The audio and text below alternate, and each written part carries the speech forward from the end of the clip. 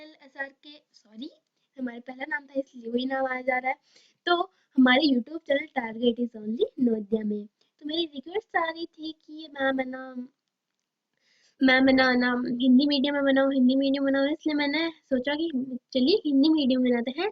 इसलिए मैं यहाँ पर लेके आई हूँ साइंस का फर्स्ट चैप्टर। ओके, तो ये क्या है? साइंस का फर्स्ट चैप्टर जिसका नाम है बल और दाब। बल और दाब, फोर्स एंड प्रेशर। ओके, तो बल किसे कहते हैं?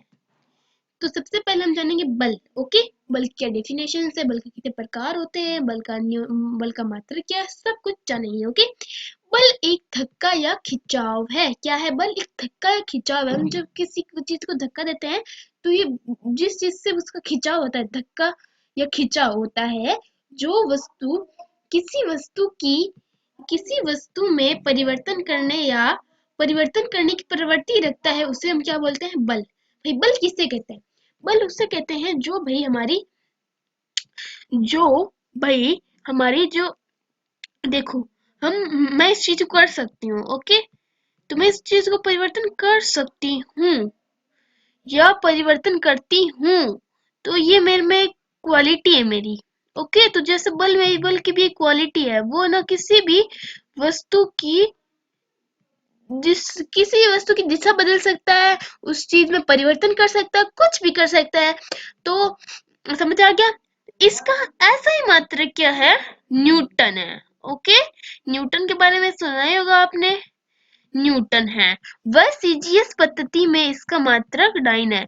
ओके, तो एक सीजीएस पद्धति होती है, ठीक है, एक सीजीएस पद्धति है जिसमें इसका मात्रक है 9। ओके, जिसमें इसका मात्रक है 9, जिसमें इसका मात्रक है 9। ओके, तो चलते हैं आगे, समझते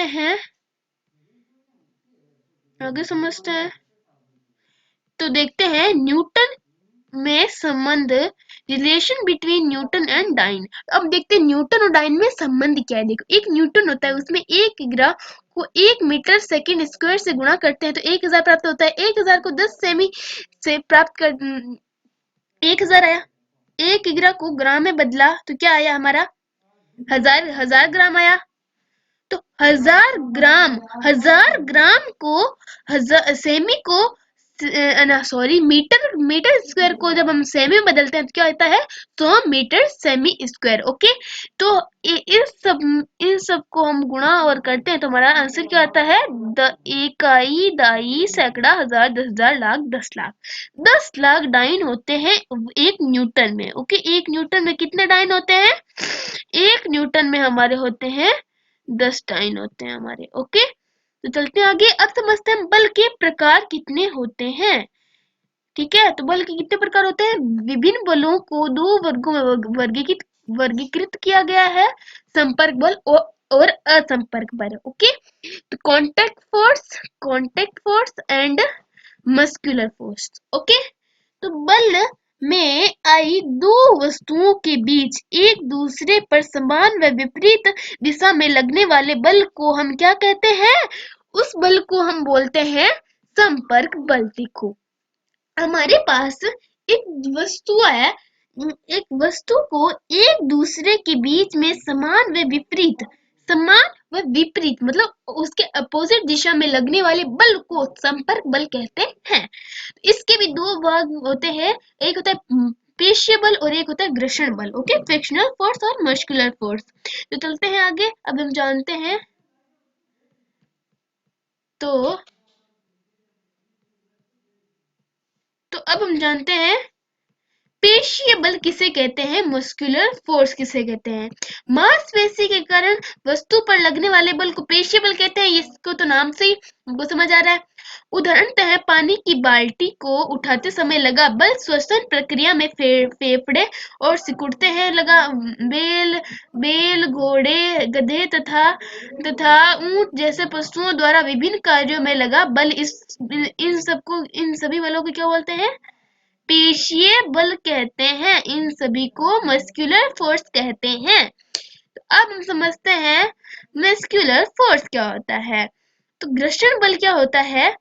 कोई वस्तु जब किसी दूसरी वस्तु की सतह पर फिसलती या लुढ़कती है, कोई वस्तु है हमारे पास जो किसी दूसरी वस्तु की सतह पर फिसलती या लुढ़कती है, तो ऐसा करने का प्रयास करती है, तो उन दोनों के मध्य होने वाला अपेक्षित गति का विरोध करने वाला बल, कौन सी गति का? अपेक्षित गति का विरोध करने वाले बल को हम क्या बोलते हैं? घर्षण बल बोलते हैं।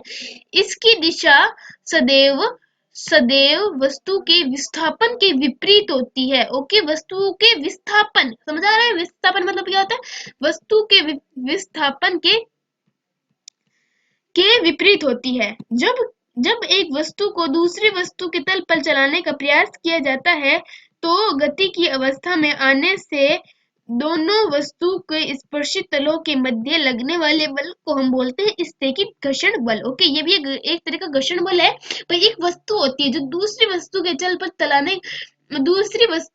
पर चलाने का प्रयास करती है, तो गति की अवस्था में आने से दोनों वस्तुओं के स्पर्शी तलों के मध्य लगने वाले घर्षण बल को हम स्थैतिक बल कहते हैं। स्थैतिक घर्षण बल कहते हैं। यह स्वतः समायोजित होती है। ओके, तो नहीं आ रहा हो तो आप कमेंट कर दीजिएगा, मैं सबको दोबारा समझा दूंगी। ओके, चलते हैं हम, अब समझते हैं हम स्थैतिक घर्षण बल। स्थैतिक घर्षण बल क्या होता है? स्थैतिक घर्षण बल तो हम समझ लिए। अब गतिक घर्षण बल किसे कहा जाता है? क्या गतिक घर्षण बल किसे कहा जाता है? तो जब वस्तु आरोपित बल का मान बढ़ाते हैं, तो स्थैतिक घर्षण बल भी बढ़ता है। स्थैतिक घर्षण बल के इस अधिकतम मान को समविमान घर्षण बल कहते हैं। ओके, जब वस्तु के आरोपित बल का मान बढ़ाते हैं, तो स्थैतिक घर्षण बल घर्षण बल भी बढ़ता है। स्थैतिक घर्षण बल के इस अधिकतम मान के सीमांत घर्षण बल कहते हैं। ओके, तो आगे चलते हैं। अब हम समझते हैं कि हमारी गतिक घर्षण बल कौन सा? जब वस्तु आरोपित मान पर बढ़ता है, ये तो बढ़ लिया।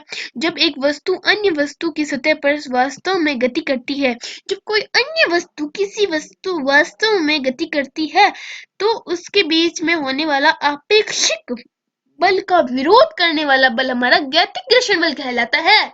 ओके, जब कोई वस्तु किसी सतह पर लुढ़कती है, तो वस्तु का सतह के बीच लगने वाला बल लौटनी घर्षण बल कहलाता है। देखो समझिएगा, जब कोई वस्तु किसी सतह पर लुढ़कती है, तो वस्तु या सतह के बीच में लगने वाला बल लौटनी घर्षण बल कहलाता है। लौटनी घर्षण बल स्थैतिक या गतिक घर्षण बल की तुलना में नगण्य होता है। जब कोई वस्तु किसी सतह पर सरकती है, तो सरकने वाली वस्तु तथा सतह के बीच लगने वाला बल स्पर्शी बल कहलाता है। स्पर्शी घर्षण बल सदैव लौटनी घर्षण बल से अधिक होता है। अब हम समझने वाले हैं असंपर्क बल क्या होता है। असंपर्क बल बिना किसी वस्तुओं के आपस में संपर्क के लगने से होने वाला बल हमारा संपर्क बल कहलाता है। चुंबकीय संपर्क बल के कितने टाइप्स और घर्षण बल कितने होते हैं? हमारे 3 टाइप्स और घर्षण बल होते हैं। चुंबकीय बल मतलब मैग्नेट फोर्स, स्थिर विद्युत फोर्स मतलब इलेक्ट्रॉनिक फोर्स, तथा गुरुत्वाकर्षण बल ग्रेविटेशनल बल। ओके, अब हम चलते हैं चुंबकीय बल की तरफ। ठीक है, चुंबकीय बल क्या होता है? तो हमारा वीडियो काफी लंबा हो चुका है, तो हम अगले वीडियो में इन सबको समझेंगे। ठीक है, तो अगर आप ना फ्री कोर्स में अपनी सारी तैयारी करना चाहते हैं, नवोदय विद्यालय की एकदम अच्छे से तैयारी करना चाहते हैं, तो हमारे आप चैनल को सब्सक्राइब कीजिए, वीडियो को लाइक कीजिए, तो आप है ना सब्सक्राइब कीजिए, लाइक कीजिए, तो आप है ना बिना किसी एक भी रुपया खर्च नहीं किए आप क्या कर सकते